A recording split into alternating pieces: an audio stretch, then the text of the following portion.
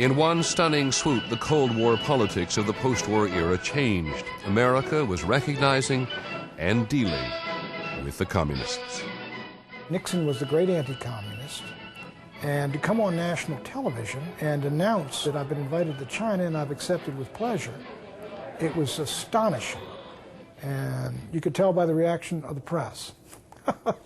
White House aide Patrick Buchanan was on the trip the president called the week that changed the world. We have at times in the past been enemies. We have great differences today. He went to Beijing, frankly, because he was trying to work the foreign policy game to get the United States out of Vietnam with honor. Nixon's aim was to have the Chinese pressure their North Vietnamese allies to come to terms at the peace table.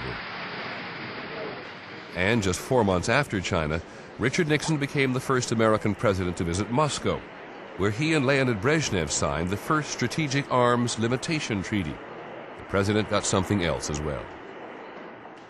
He wanted Mao and Zhou Enlai in Beijing to have sleepless nights wondering what's Nixon talking to Brezhnev about over there in Moscow tonight. And he was a genius at this.